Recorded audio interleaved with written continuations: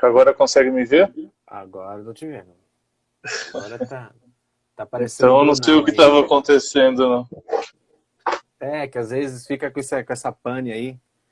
Agora vai. Agora vai ficar top. Vamos esperar essa galera entrar aí, a gente já dá início. Tudo bem, querido? Tudo bem? E aí? Tanto Tá- tempo, hein? É verdade, só com cara de mais novo. Ô! Deve ser porque eu tirei a barba. Ai, Bruno. Figuraça. Deixa eu ver esse povo aqui. Ó, a Demar causando aqui. Com... Aqui a gente, Então, pessoal. pra galera entender, não tava dando eu entrei online, ao vivo, não tava conectando, eu fiz o inverso. Porém, o Bruno é o entrevistado da noite. Vamos falar um pouco sobre depressão. Dizem que é o mal do século, né? Mas vamos ver, vou aprender com o Bruno se é isso mesmo. Aí é muita responsabilidade, hein? Né? Aí te joguei mal peso, né? Não, a gente vai bater um papo legal aí a respeito Não. de quem passou por isso, né? E trocar um pouquinho de experiência. Eu tô aqui abrindo as coisas aqui. A gente vai falar sobre fé em meio à depressão. Bom, algumas pessoas já entraram. Vamos dar início, ô Bruno, para que a gente não venha perder tempo.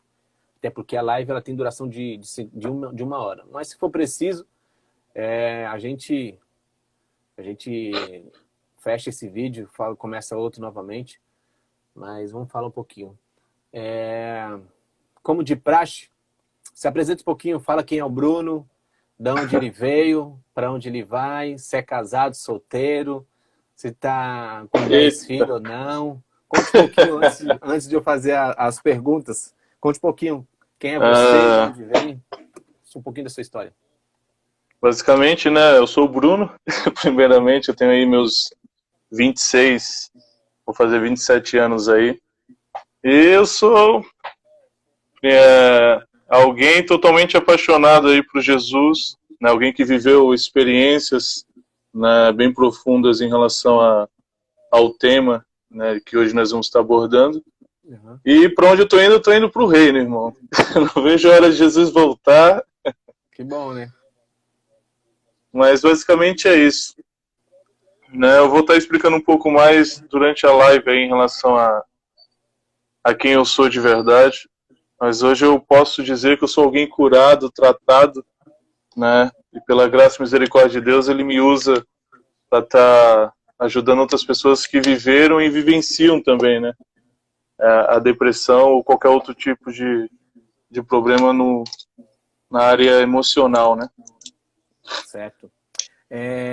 Bruno, hoje eu mentoreio alguns líderes, eu mentorei alguns pastores, cuido de líderes, né? Para quem não me conhece, sou o Joilson, eu pertenço à Igreja Batista da Lagoinha.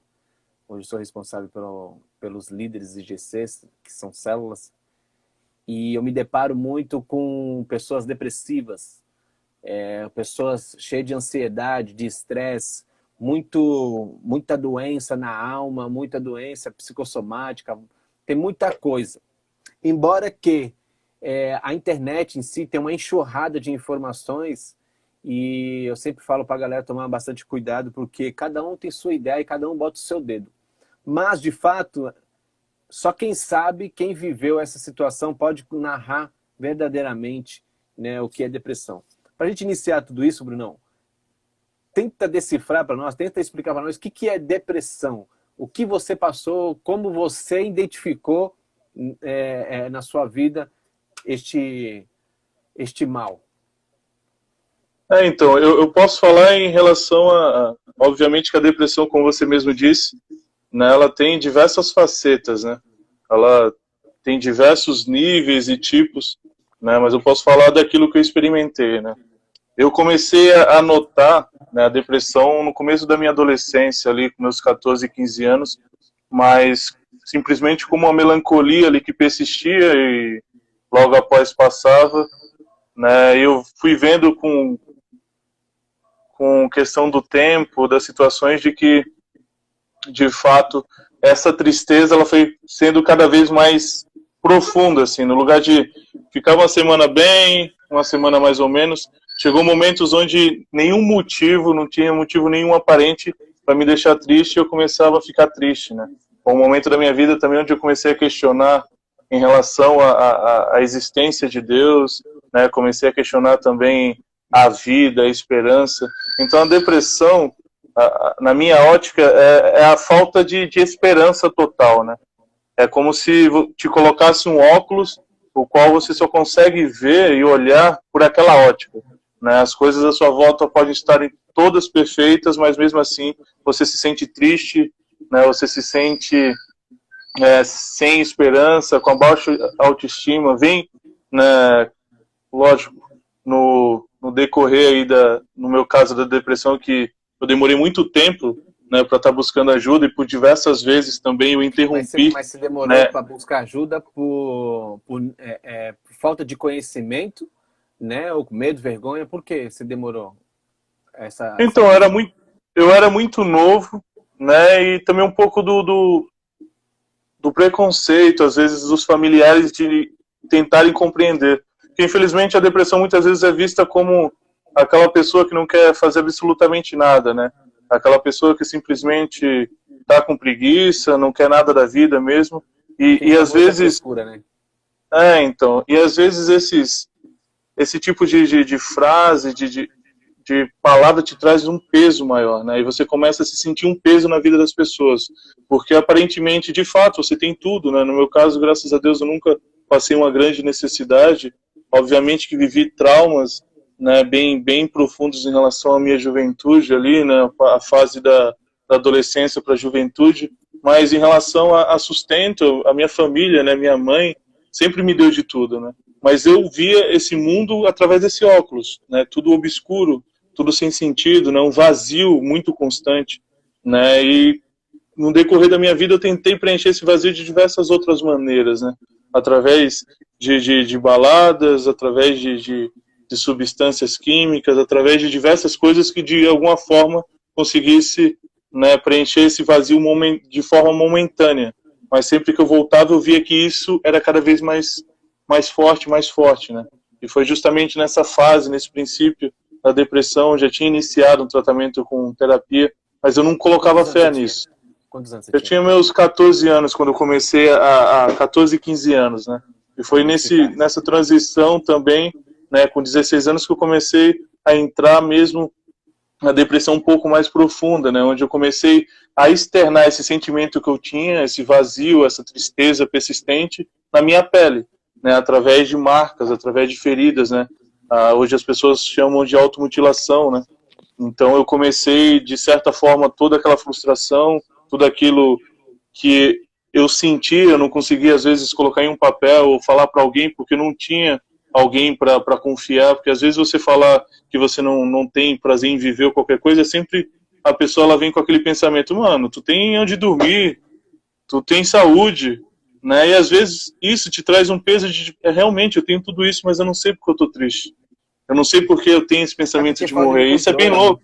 Não tem controle. Entende? É uma tristeza persistente. Às vezes, um exemplo vai ser o dia do seu aniversário, um dia feliz onde tudo deu certo, e mesmo assim você se sente triste.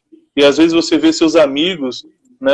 Eu falo muito da depressão em forma desse óculos que a gente enxerga. Você começa a ver seus amigos rindo, e você começa falando, caramba, só eu tô triste. Mas às vezes não. Às vezes aquele teu amigo do lado também tá triste, né? E ele, como você, que nem no meu caso, sempre foi alguém muito brincalhão, alguém muito alegre na roda de amigos, aquele que sempre fazia piada. Então eu tinha uma depressão que eu conseguia mascarar bem, né? Então eu consegui levar isso durante um bom tempo, né? E foi através da mutilação que minha família de fato descobriu que eu precisava de ajuda, né? Porque até antes da automutilação ninguém nem pensava, né, que eu pudesse ter depressão, porque eu era alguém que praticava esporte, era alguém que estava iniciando com meus 16, 17 anos ali a faculdade já, então muitas coisas precoces, mas ninguém entendia porque às vezes eu não tinha um rendimento bom dentro do esporte, ou porque não tinha motivação para estudar, então já estava em um nível de depressão muito avançado, né?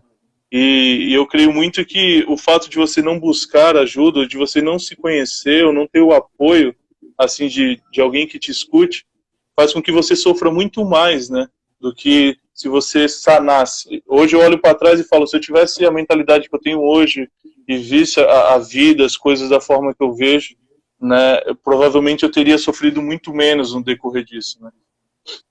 Entendi. Porque... Pode falar. Pode falar. Porque no decorrer aí a depressão ela me levou a ser alguém totalmente autodestrutivo, né? Eu me tornei alguém ao qual as pessoas me feriam e no lugar de eu externar isso para elas, eu retornava para mim essa autodestruição, né? Me livrei, entre aspas, né, da automutilação e comecei a me autoflagelar de que forma? Bebendo todos os dias, através do cigarro. Na verdade, né? é uma fuga, né? Era uma fuga. Sim. Era uma fuga. forma de esconder uma máscara social, né? Tudo tá bem. Sim. Porque o bêbado, eu era, tipo, o alegre, o feliz, o brincalhão. Mas quando passava o efeito do álcool, eu era quem? O triste, o vazio, o que não tinha sentido na vida, às vezes nem queria estar vivo. Então, eu mascarava muito isso, né? Com o uso de substâncias que, de alguma forma, alterava o meu psique, né? Alterava, de alguma forma, quem eu era, assim, né? Eu conseguia ser quem eu queria ser. Legal, Bruno. Onde você achou essa ajuda? Você falou que a tua família, né, percebeu na hora das suas mutilações, dos seus cortes que você começou a fazer. Por que eu faço esse tipo de pergunta? Porque às vezes algum jovem, algum adolescente, né, qualquer juventude ou um adulto, ele pode ter esses sinais dentro de casa e as pessoas acham que é natural, ou porque brigou, porque saiu do emprego, ou porque largou a namorada, essas coisas todas. Porque o ser humano, ele sempre quer achar um culpado.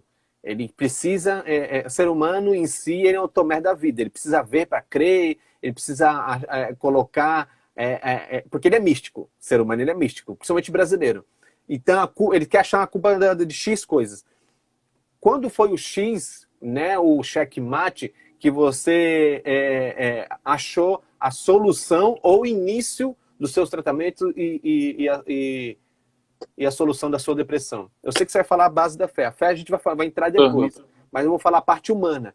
Porque as pessoas, por mais o cristão, principalmente ser cristão, ela negligencia a parte natural. E precisa haver a parte natural. Nem tudo é espiritual. Então, onde foi esse início, esse caminho aí? O início, eu acredito que começou assim, quando eu parei de tentar achar culpados. Né, e eu olhei para a realidade de vida que eu estava vivendo e falei, né, foi um momento onde eu tinha, né, conseguido, infelizmente, quase entrar em uma overdose, né, e eu me vi ali quase perdendo a vida, né, com meus 24 anos, eu olhei para minha vida e falei, eu só tenho 24 anos, o que eu estou fazendo da minha vida? Né, eu preciso agir, eu preciso de ajuda. Foi reconhecer realmente que eu precisava de ajuda. Não adiantava eu culpar meus familiares, ou culpar amigos por não entender. Não adianta mais eu tentar colocar a culpa no outro, mas pegar para mim essa responsabilidade. Está nas minhas mãos.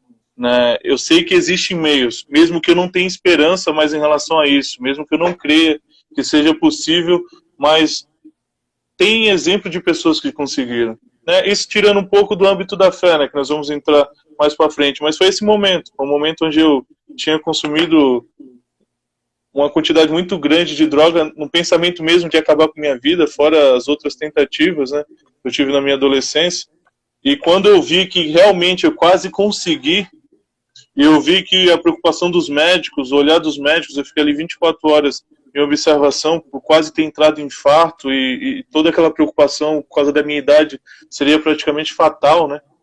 Por 24 anos, que eu olhei e falei, caramba, né, o que eu estou fazendo da minha vida? Eu tenho 24 anos. Né, eu vou continuar me destruindo por conta do que aconteceu no meu passado, por conta do que aconteceu na minha juventude, enquanto eles estão vivendo. Né?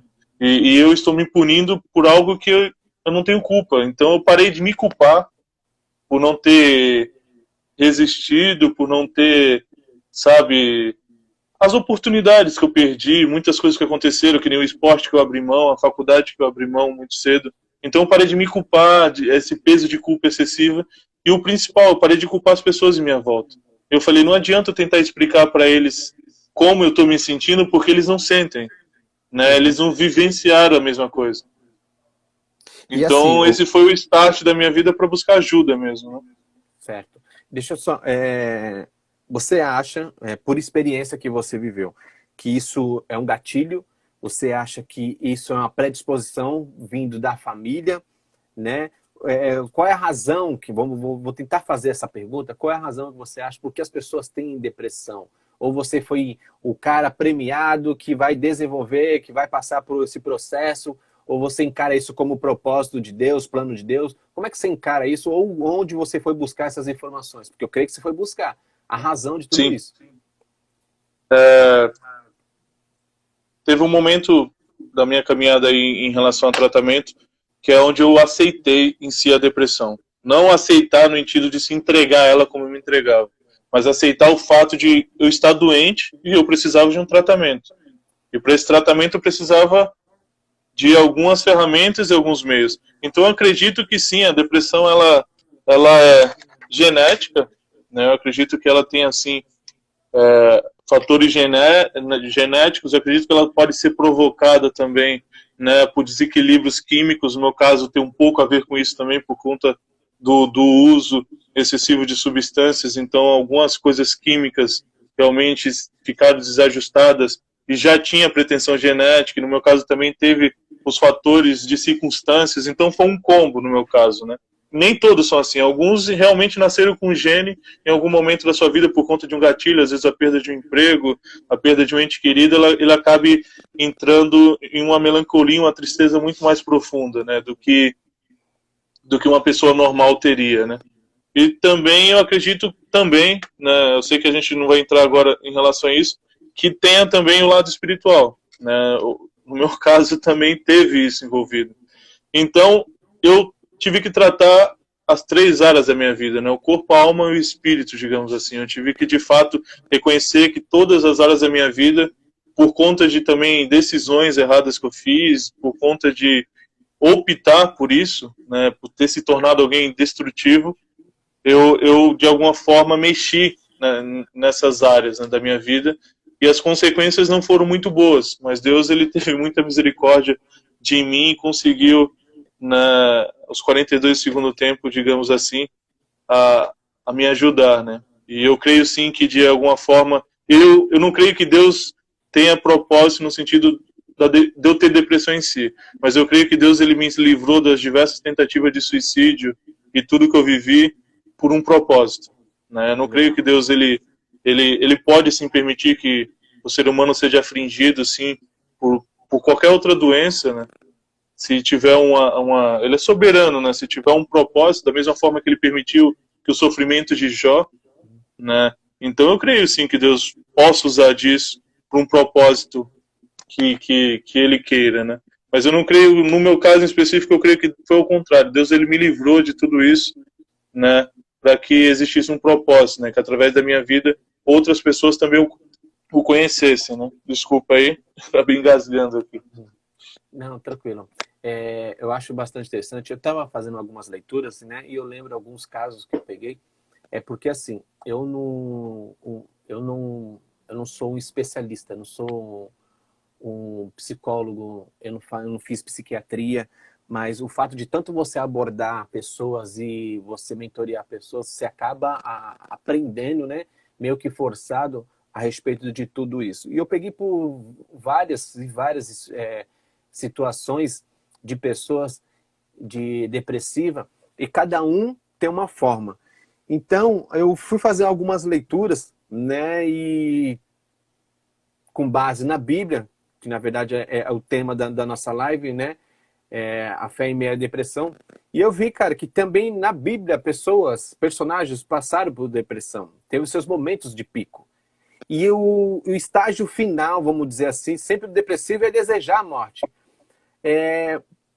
Bruno, você como conviveu tudo isso, esse anseio de querer a morte, esse anseio era do quê? É de acabar com aquela angústia, ou porque você só é tudo cinza, ou porque você achava que ninguém te amava, ou porque você achou que Deus não existe, porque Deus te abandonou, qual é a razão que você achava dentro de você que a morte seria a solução da depressão? Então, em relação ao suicídio em si, da mesma forma, eu vou fazer uma analogia, da mesma forma da automutilação. Eu não me cortava em si para morrer.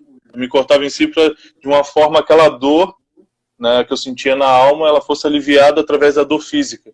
E eu tinha essa visão da depressão, de ansiar tanto a morte, né, de ter esse anseio de acabar com tudo, porque eu via na morte, né, no meu pensamento humano, uma forma de acabar com o sofrimento, né, uma forma de fato viver, né, porque a pessoa que está com depressão, ela está sobrevivendo, né, porque ela se sente um peso na vida de todos os seus familiares, ela se sente, né, triste o tempo inteiro, ela sente dores, né, causa diversos outros sintomas, cada um tem uns sintomas, cada um tem uma forma de depressão, né, no meu caso em específico foi uma junção, não foi só depressão, veio ansiedade também, né, então junto a tudo, então sempre que eu pensava em suicídio eu pensava como uma fuga, como se fosse um escape.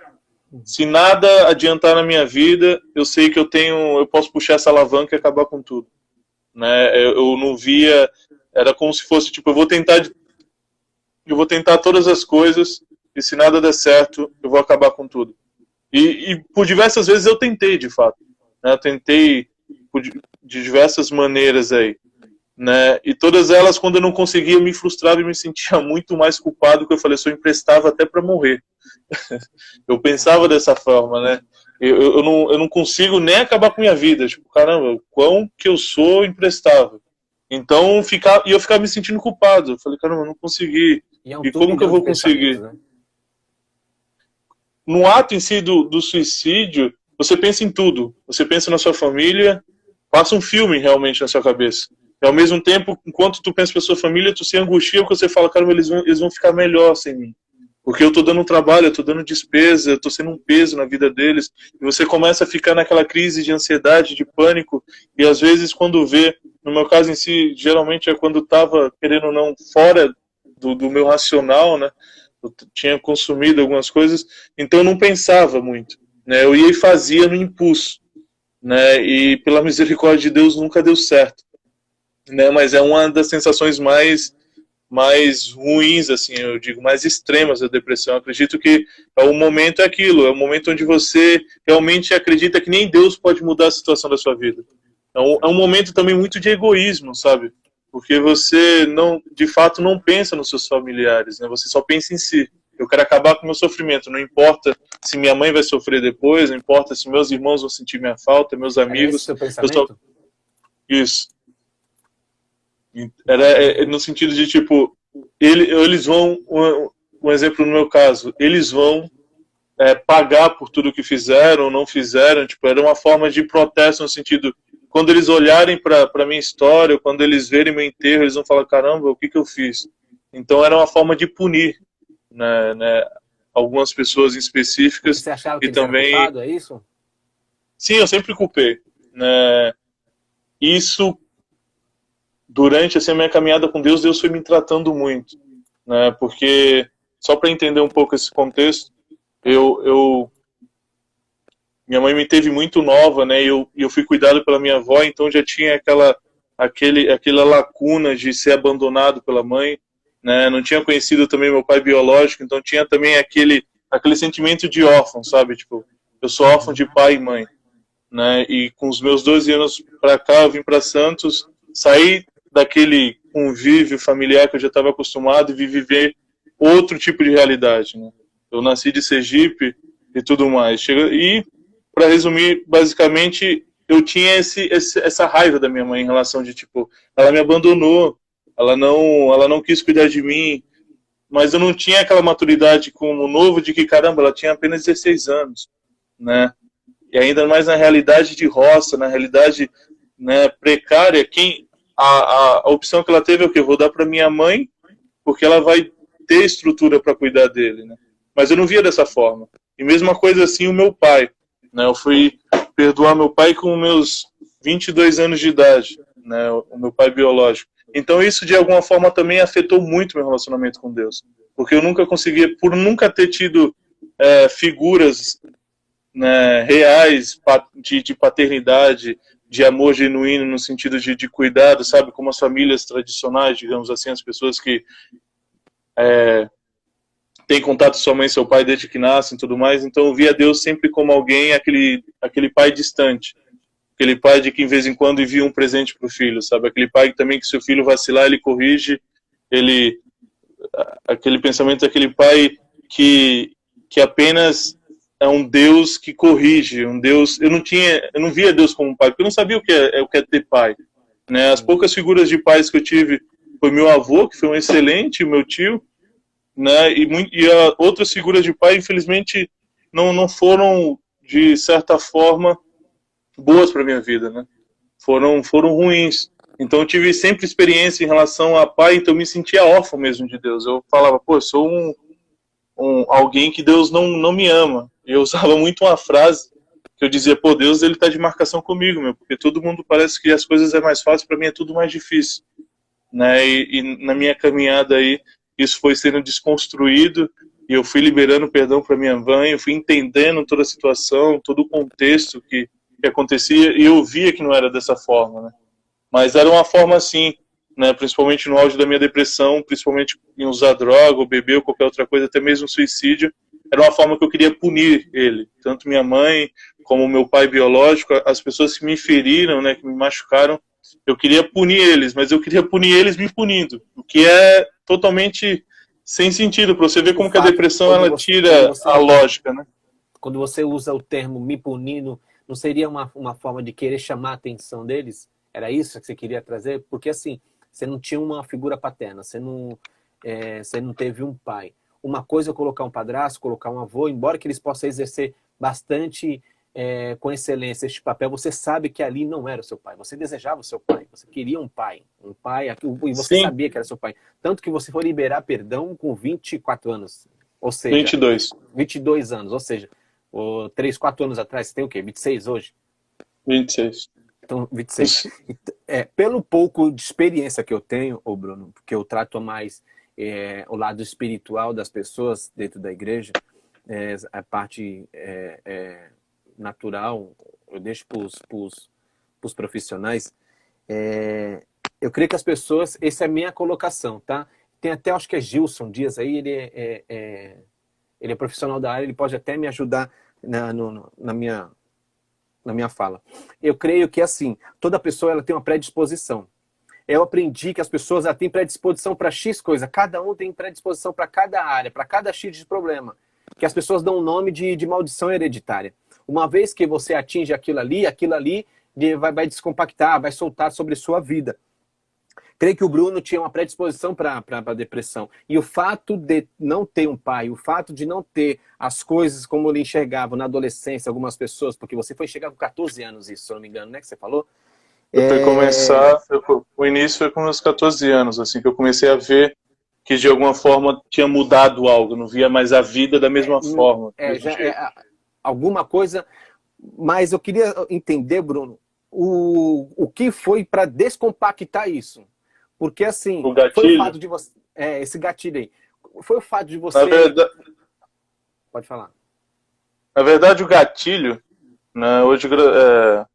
O gatilho principal para desencadear tudo isso, né, de uma forma de uma revolta muito mais forte, foi o fato de alguns abusos, né, que aconteceram comigo nessa transição de puberdade, digamos, ali entre adolescência e juventude, que se permaneceram durante um bom tempo, né, da minha vida. E eu tive que viver de alguma forma reprimindo tudo isso que acontecia, porque era alguém muito próximo da família, né, e também o pensamento também de que quando a pessoa que ela é agredida, né, ela às vezes se sente culpada, né? Ela se coloca no lugar de a vítima, muitas vezes ela acha que a culpa é dela.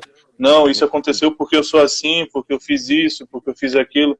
Então, viver reprimindo isso e de uma intensidade tão grande e essa como posso dizer, esse trauma de tanto tempo fez com que a depressão em si ela fosse ficando cada vez mais intensa, né? Por isso mesmo, justamente, comecei a questionar em relação a Deus, por que o Senhor não livrou disso acontecesse na minha vida, né? Então, o gatilho principal, o fator principal, hoje eu reconheço isso, né? Lógico, né? Por entender tudo que eu vivi, e também por ter ainda um acompanhamento com terapeuta, né? E eu poder reconhecer isso, que o gatilho principal foi aquele, né? E com isso, eu externei para o abandono do meu pai, o abandono da minha mãe quando era novo. Então eu usei isso como combustível para tudo é ruim. Entendi. Nada mais, a vida não tem nada mais de bom para me trazer. Então eu vou reprimir tudo que de certa forma poderia me fazer bem. Eu me privava de ser feliz, essa é a realidade. Se eu sentisse um sentimento, seja por uma garota, qualquer coisa, eu me afastava. Eu dizia, não, eu não mereço isso, né? Porque eu só tinha experimentado sofrimento. Então, eu sei que o gatilho principal foi isso. Foi alguns abusos que aconteceram comigo na minha adolescência ali, né? Até o final. O teu cérebro, o caminho mental do seu cérebro é só maldade, é só coisa ruim, né? Sim. Então, o que você tinha experimentado era exatamente só essas dores, esses sofrimentos. São os calabouços que a gente costuma falar aqui. E nunca me abria a ninguém, né? E sempre em terapia e médicos, né? Porque a minha família tinha descoberto as cartas de suicídio, eu já tinha deixado cartas para minha mãe, para meus irmãos, para minha avó, em relação que eu estava já cogitando a pular de um prédio, né? Porque eu já tinha tentado de tudo e não tinha conseguido. E a psicóloga chegou a questionar: por que você está... Esse seu quadro em si é de alguém que sofreu abuso. Você sofreu abuso? E eu sempre dizia não. Justamente também por ser homem, né? E tu ter essa vergonha, falou, eu não vou, vai que fale para minha mãe, vai que fale para alguém. Então eu sempre omitia isso. Então eu nunca tive uma excelência também no tratamento, porque é aquilo, o tratamento é como discipulado, é uma troca. Sim. Né?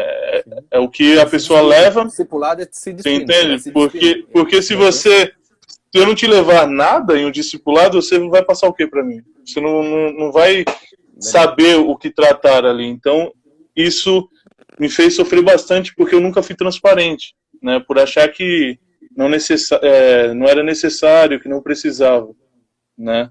Isso eu fui tratar mesmo na minha vida, entender e liberar perdão de fato para a pessoa que me agrediu aí com meus 24 anos de idade, né? E foi justamente na transição do meu fundo do poço, onde eu comecei de fato a entrar na 100% Vida, e foi quando a gente se conheceu, né? Sim. Foi nessa transição. Top. E interessante que a gente se conheceu, foi numa conveniência do posto de gasolina para falar de algum negócio, né, Bruno? E aí acabou virando discipulado aquele dia eu te conheci. O porquê eu me identifiquei, eu passei a te acompanhar pouco, na verdade, né, que eu fiquei 1 ano na 100%. E a gente se identificou, porque nas nossas conversas, né, a gente compartilhava os traumas, os problemas vividos. E hoje, para estar aqui, Bruno, estar falando com vocês, estar aconselhando pessoas, já passei também por diversos desafios, principalmente os abusos. Então, eu entendo quando você pega e fala assim a respeito de gatilho, quando ativaram algo quando você tinha 14 anos ali, ou seja, mancharam a tua cabeça ali, o teu caminho mental, colocaram sua maldade, né? E quando você foi querer se tratar, você não tinha um receio de externar aquilo que você viveu, principalmente para o homem. Por isso que eu sempre falei, galera, deixa eu aproveitar e deixar um recado para essa galera que está aqui nos ouvindo, principalmente homens. Eu sempre falei, principalmente nos meus treinamentos, quando eu vou fazer a formação de líderes, que a minha maior dificuldade é lidar com os homens, por conta de que os homens ele não externa 100% as suas mazelas. As mulheres não, elas querem se libertar logo. Os homens, ele conta até 99%. O problema é que esse 1% que é o gatilho principal dele. Você pode reparar, Bruno, que você contou quase tudo, mas o principal você nunca contou, que é aquilo que fez você se libertar e você ser o Bruno quem você é hoje. E nesse processo todo, Bruno, como é que você conheceu Jesus, cara? Como é que tudo ele te ajudou para que a gente possa dar continuidade? Porque eu acho que a gente já tem 45 minutos de live. Passa rápido, né? Rapidinho. Então, a forma que eu conheci a Jesus foi bem louco, foi através de uma amiga minha que me convidou, né? Mas eu já tinha tido algumas experiências com outras igrejas e algumas experiências também com a religião em si. Eu não falo com Jesus, mas com a religião, né? Com a metodologia, né? E, e o engraçado é que eu sempre via Deus dessa forma, então eu não queria um relacionamento com Deus. Era como mais ou menos o povo ali quando Moisés subia no monte que me dizia, meu, eu sei que esse Deus pode abençoar, vai alguém lá e trazer essa bênção para mim, ora por mim aí. Porque eu não queria, porque eu via Deus como alguém ruim. Eu falei, meu, como que esse Deus é bom se ele permitiu tudo isso acontecer comigo? Tipo, destruiu a minha vida. Mas depois de bater em diversas portas, ter tentado diversas formas, até me automedicado e tudo mais, eu cheguei na 100% Vida, né, em um culto aí de jovens e uma amiga minha me convidou e eu sentei assim no batente, eu estava fumando cigarro e várias pessoas passando por mim, mas para você ver como que a depressão ela é sutil e muitas vezes o inimigo das nossas almas ela usa dessa fragilidade para nos atormentar. Enquanto aquelas pessoas passavam, ficava no meu pensamento, olha, estou passando por mim e nem falam de Jesus para mim. É porque eu estou mal vestido, é porque eu estou fedendo a cigarro, porque eu já não me cuidava, né? Porque eu estou cabeludo, é porque eu estou barbudo. E chegou um momento que eram as 7, o culto era às 8, era 7h30, e eu tinha dito, Deus, vou esperar até 7h35, se ninguém me evangelizar, eu vou embora. Foi quando um amigo meu que estudou 8 anos comigo veio e me reconheceu, depois de 8 anos, e falou de Jesus, né? E era justamente a semana de um acampamento que tinha lá e tudo mais. Mas mesmo assim eu fui armado, né? Eu fui tipo, meu, primeiro que Deus não me quer mais, por conta das minhas experiências que eu tive com o ocultismo e tudo mais, que isso fica para outra live, né? E eu falei, não, Deus ele não me quer mais, né? E eu fui para esse acampamento totalmente desprendido, no sentido de, caramba, meu, não tem nada mais para mim, tipo, não tem esperança. E eu fui convicto de que se nada acontecesse ali, quando eu voltasse, eu ia concretizar aquilo que eu estava pensando já ao decorrer da minha vida. Eu falei, agora não tem como, já sei uma forma que não tem volta, né? E eu lembro muito de uma palavra, né, que teve, que era justamente daquela passagem onde dizia que os mornos, Deus ele vomitava da boca, né, aqueles são mornos. E eu via a minha caminhada com Deus, eu via que eu era muito em cima do muro, né? Eu era alguém sempre servindo a Deus na beirada, sempre servindo a Deus atrás das migalhas, sabe? E quando eu reconheci isso, ali começou o meu processo de libertação, né? E eu voltei desse acampamento, né? Tive acompanhamento mútuo de amigos, você me ajudou, né? Pastor João, muitas outras pessoas aí começaram a me acompanhar e, de fato, entender, e eu comecei a externar tudo que está dentro de mim, né? E nesse contexto eu ainda não tinha pensado em voltar a ter uma ajuda médica, né? Então eu comecei a externar, comecei a confiar em pessoas, comecei a falar, e algo que eu vou falar que eu falo por experiência minha, tá? E nesse momento eu já estava caminhando com Deus, eu estava lutando contra os vícios, né? Deus ele me libertou dos vícios de forma totalmente instantânea, em uma oração que eu fiz no banheiro. Nunca mais eu precisei usar droga. Essa área da minha vida foi muito automático, né? E por eu ser alguém muito aberto e querer ajuda, eu confiava demais nas pessoas, né? E às vezes eu ia pedir conselho a pessoas. Aí que entra, né, um pouco do que você falou. E às vezes eu ouvia, né, desses irmãos que eu creio que não era por maldade, era realmente por quererem o melhor para mim, mas é porque pensam dessa forma. Eu falo, poxa, eu ainda estou triste, eu ainda não consigo, ansioso, eu não consigo sair para trabalhar, eu tenho uma fé genuína, eu busco a Deus, eu perdoei as pessoas que me feriram, mas ainda estou triste, ainda estou amargurado. E as pessoas diziam, ore mais, jejue mais. E eu orava, eu jejuava e não acontecia nada. Eu falei, Deus, o problema é comigo. Eu ia de novo nessas pessoas, as pessoas diziam, não, seu problema é falta de fé, irmão, você não tem fé. E eu ficava, imagina esse peso. Caramba, eu não tenho fé, eu não tenho, você entende? Eu fui ficando no estresse muito grande, né? Mas não ao ponto de largar Jesus, mas eu ficava me punindo. Ganhando estresse. Né? E foi justamente isso. Chegou um momento de ouvir falar, isso é os demônios, né? Isso é porque você serviu o ocultismo, tu ainda tem esse jugo, essa maldição hereditária está sobre você. Então, você chegou a acompanhar esse caso. Foi quando dores terríveis voltaram a acontecer, foi quando eu tive alopecia, um buraco gigante na cabeça, picos e picos de pressão. E foi nessa transição que eu falei, meu, eu vou morrer. Eu tenho 25 anos e... Porque eu ficava me culpando. Eu falava, Deus, não tem sentido. Eu te sirvo, eu não vivo mais um pecado, no sentido de... Não que eu não peque, mas eu não vivo mais refém do vício. Eu vou para cultos, eu te busco, mas as pessoas dizem que eu não tenho fé, então a fé vem do Senhor. O que está acontecendo? Eu nasci assim, eu sou problemático. E eu comecei nesse estresse. Aí foi quando chegou o extremo mesmo, dos médicos virarem e falaram, ou você para ou você vai morrer, você tem 25 anos. O teu corpo não aguenta mais essa tensão, esse peso que você carrega nas costas, né? E nesse meio tempo, eu decidi vencer até mesmo o meu preconceito, né, como cristão. Eu falei, eu vou buscar ajuda médica nessa área. Né? Eu creio em Deus, eu estou bem, mas eu preciso de um acompanhamento, eu preciso saber o que está acontecendo comigo. Foi quando eu entrei com a terapia, pouco tempo depois precisei realmente, né, de medicação justamente por conta do desequilíbrio químico que acontecia comigo, né, por conta, obviamente, dos fatores genéticos, né, e os acontecimentos, os gatilhos ter desencadeado tudo. Isso, de certa forma, me deu uma clareza.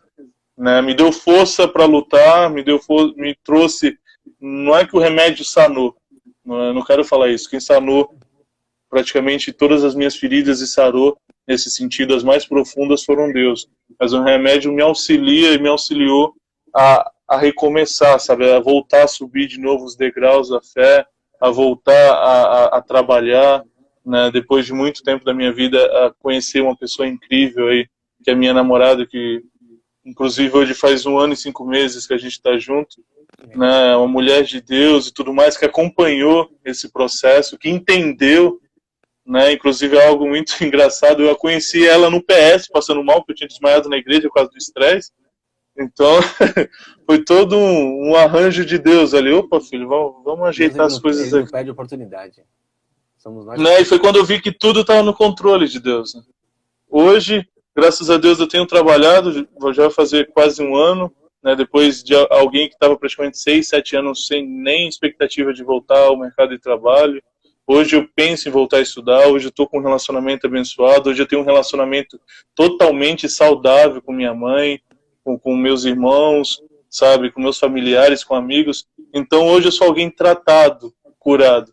Mas eu queria falar também que não quer dizer que eu não tenha também momentos, às vezes, dessa depressão, dessa melancolia, querer voltar. Só que a diferença é que hoje eu reconheço os sinais. Então, eu estou um pouco mais melancólico hoje. O que está acontecendo? Eu preciso resistir, eu preciso conversar com um amigo, eu preciso chamar meu discipulador, eu preciso sair, eu preciso resistir. Porque eu sei que se eu não resistir, eu sei do que eu sou capaz de chegar. Né, no sentido, eu busco a Deus, né, eu busco, hoje quando, por exemplo, não tenho esperança, às vezes por diversidades, qualquer coisa, eu busco me apegar às promessas que Deus fez, a meu respeito, a respeito do que vai acontecer. Então isso é algo bem louco, assim. Entendi. Ô Bruno, no teu ao vivo aí em cima aí, dá um toque aí, vê quantos minutos tem. Porque eu acho que tá para 45 minutos. Tem 45 minutos, então a gente tem 15 minutos. Então qualquer coisa a gente fecha o vídeo e a gente inicia outro. Bruno, antes de eu passar algumas coisas aqui, primeiro eu quero te pedir perdão pelos irmãos, né, por falta de conhecimento e falaram tanta besteira para você. Acompanhei alguns, presenciei, né, você sabe que a gente andou junto. Peço perdão por esses irmãos de falar que é falta de fé, porque não é falta de fé, né? Eu vi a sua dedicação, você é um cara que sempre buscava ajuda, quando você reconheceu que precisava de ajuda, você buscava, era tão psicossomático em você, cara, que a ponto de você passar mal, por diversas vezes você já conversou comigo, a gente já conversou e você falando que estava no hospital, fui até uma vez na tua casa lá onde eu conheci a sua mãe, e te peço perdão por eles, meu irmão, porque assim, Oséias ele deixou muito claro que o povo, ele perece porque falta o conhecimento, e o povo achar que é frescura, achar que ele quer espiritualizar tudo. Então, meu irmão, me perdoa, eu peço perdão por esses irmãos, eles são falhos, obviamente, são pecadores, mas é falta de conhecimento, né? Às vezes as pessoas, ela arrota a santidade, acha que são os megas espirituais, acha que são as pessoas perfeitas, mas elas não enxergam, elas não sabem nem o que é o amor, né? Para falar umas pessoas que falaram isso e disseram isso para você, te feriu, que te botou mais para baixo, que piorou, porque palavra ela machuca. A palavra, ela liberta, Bruno, mas também a palavra, ela machuca, ela vai lá na alma, ela é uma flecha. E eu sempre falo que a palavra, toda palavra lançada da boca de qualquer ser humano, ela só tem um destino, é o coração. Então, uma vez que você libera uma palavra, ele só tem um destino do coração das pessoas. Agora, se for uma palavra ruim, vai machucar, se for uma palavra de amor, ela vai trazer a paz. Então, assim, perdoa por esses irmãos, né? E graças a Deus, Deus, ele te colocou pessoas. Ele te colocou pessoas para poder te ajudar. Hoje tem a sua namorada aí, sua futura esposa, em nome de Jesus. E já deixa Eu bem claro recebo. aqui, se for casar aí, quando for casar, se for casar não, vai casar, me convida, eu já estou me autoconvidando. Deus te colocou pessoas no seu caminho, porque eu creio que a cura de tudo isso, obviamente, pode tá em Jesus, mas o relacionamento. Eu sempre falei que relacionamento, ele tem um poder muito grande. Quando eu falo relacionamento, é ajudar uns aos outros. E o próprio Senhor Jesus, ele disse que nós no mundo teremos aflições. Só que a galera não sabe o que é aflição, Bruno. Elas não sabem o que é aflição, a palavra aflição. Então, eu tenho certeza que tem muitas pessoas depressivas dentro da igreja e qualquer família que está travestidos de alegria, vive uma falsa alegria. Então, hoje, eu sou um caça-problema, cara. Eu sou um caça-problema, porque eu quero ver todo mundo bem. Eu amo ser humano. Se eu pudesse viver só disso, hoje eu sempre fui designer, ainda estou design, né? Mas eu estou com um projeto, eu vou até falar para você aqui, deixar claro, a galera não está sabendo. Eu tenho um projeto, cara, para montar um instituto só de mentoria para líderes, para pastores, para quem quer que seja, gratuito, cara. Estou fechando com alguns profissionais, uns psicólogos, com o coach, com os pastores, com os líderes, porque, meu irmão, o que tem de pessoas feridas dentro da igreja, o que tem pessoas doentes dentro da igreja, e o próprio crente machuca o próprio irmão. Então, tem coisas que eu não consigo entender. E como é que uma pessoa vai falar para você que falta Deus na sua vida, sendo que ela tem um antídoto dentro dela chamado Jesus, para poder te ajudar e ele não te ajudou. Então, cara, não tem coerência. Você tá conseguindo me entender? Então, assim, Tô. eu creio o perdão, ele cura. Um abraço, ele cura. Dizer para você que eu te amo, ele cura. Cara, eu não tenho vergonha nenhuma de falar para os meus liderados que eu amo. Tenho vergonha nenhuma de falar para os pastores. Tenho vergonha nenhuma de falar para os supervisores de célula. Eu falo, cara, eu falo que amo. Sabe por quê? Porque Jesus, ele diz isso para todos nós todos os dias. Eu creio que no momento de aflição, Jeremias passou por isso, cara. Jeremias passou por isso. Elias, até a gente estava conversando nos bastidores que Elias passou por isso. Por quê, cara? Porque os próprios irmãos que estavam lá na caminhada não ajudam. Ela não ajuda, eles atrapalham. Eles atrapalham. Ele dá um nome de frescura. Ah, vai trabalhar, vagabundo. Ah, porque mente vazia é a oficina do diabo. Eu falo, meu Deus do céu. Como as pessoas dessas vêm falar de amor? Então, assim, Jesus, ele pega e fala em Mateus 11, 28, por aí, 29, por aí. Vinde a mim todos que estáis cansados, oprimidos, eu vos aliviarei. Mas, Bruno, Deus, ele pega e fala assim, cara, eu vou te aliviar através de quem? Dos meus embaixadores que estão sobre essa terra. Então, quem é o embaixador hoje? Hoje é o Bruno. O embaixador hoje é o Joilson. Então, cara, se fosse para Jesus fazer tudo sobre esta terra, ele ficaria aqui na terra. Ele não enviaria o Espírito Santo para estar sobre nós. Então, o que hoje eu entendo? As pessoas mal conhecem a Deus, elas mal conhecem... Tá conseguindo me ouvir, Bruno? Tô conseguindo. Porque a irmã falou que travou. As pessoas mal conhecem a Deus e querem falar pro Bruno e falar assim, cara, ora mais, porque você não tem fé. Ora mais que você está faltando ler mais Bíblia. O que está faltando hoje, meu irmão, te falar a verdade, é as pessoas conhecer quem é Jesus. quem é Jesus. Aí ela vai curar e vai ajudar um monte de pessoas, assim como o Bruno. Então, assim, o Brunão, quando eu me deparo, sento uma pessoa para conversar comigo, seja ele líder, seja até pais, cara, até os pais, né, liderados, senta e pega e fala uns quadros como o seu, 90, 95% é abuso. 90, 95% é abuso. Aí eu tenho que ir lá atrás, chegar no abuso, eu tenho que, cara, Um gatilho principal, né? eu vou lá, a galera tá falando que tá travando. Gente, vocês estão Então, ouvindo a quer gente? que, quer Eu tô que, ouvindo o Bruno tá me ouvindo. quer que feche e abra outra? Ó, gente, a gente vai voltar, o Bruno vai encerrar e a gente volta. O Bruno, na hora que você encerrar aí, coloca para compartilhar ou baixar para mim poder baixar esse vídeo depois, tá bom? Tá bom, então. Galera, a gente já volta no próximo vídeo, hein? Aguenta aí.